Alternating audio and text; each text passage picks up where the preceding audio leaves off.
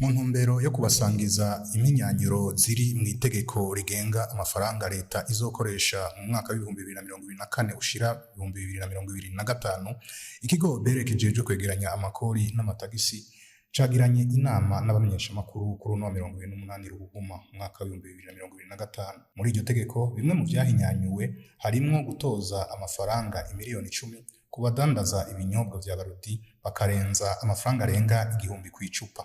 Kubera abadandaza benshi barenza 1000 kw'icupa, mbega BER yoba iriko ikora iki mu ntumbero yo gutuza iyo ngeso itaryoshe? Wirici Teretse ajejwe inyigisho ku batanga kori muri BER yishura avuga ati: ikigo BER rero iyo kironse amakuru nkayo ku makosa atandukanye aba yabaye, haba ibijanye na ya lisansi kuyafisha, haba ibijanye no kutubahiriza ibiciro, iyo amakuru nkayo abonetse hariho igisata gisanzwe kijejwe amatohoza ca enquête, kiraheza kikabanguka.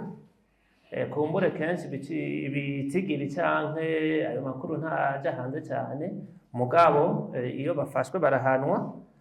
Ibiriko birakorwa vyinshi, murazi yuko abakozi ba BER ntiboba benshi kugira bakwire ububare bwose, mugabo barakorera ku makuru bahabwa n'abenegihugu batandukanye.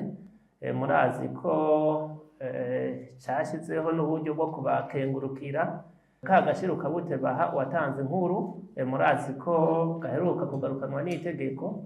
Ubu rero nibaza ko ikigo BER kizoronka amakuru hanyuma kiyakorereko. Naho ku kibazo cavugishije abatari bake kijanye n'abadandaza bakorera mu masoko ya leta, bivugwa ko bariha umurengera bahawe ivyo bibanza na leta, yishura ko ico kibazo co kwishurwa neza n'abarongoye amakomine ayo masoko yubatswemwo. Ibibanza vy'amasoko murazi yuko irya ngingo itangura kuja mu ngiro vyateye ikibazo.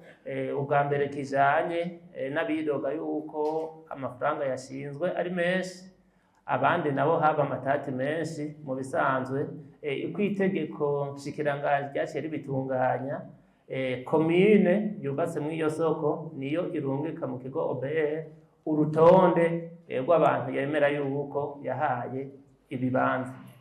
Abo nabo nibo baheza bagaca bariha muri BER bakurikije raporo yatanzwe na komine. Ico kibazo kumbure abocishura neza boba abo mu ntwaro mu makomine ayo masoko aba yubatsemwo, kuko nibo itegeko ryahaye igikorwa cyo kudetermina abariko barakorera mu isoko abaribo. Iryo tegeko ry'amafaranga leta izokoresha mu mwaka w'ibihumbi 2024 ushira 2025 rihinyanyuwe, ritegeka ko abenegihugu bose boba bafise ikarata ya mituweli yo kwivurizako bitarenga itariki ya 30 ntwarante y'umwaka w'ibihumbi 2025.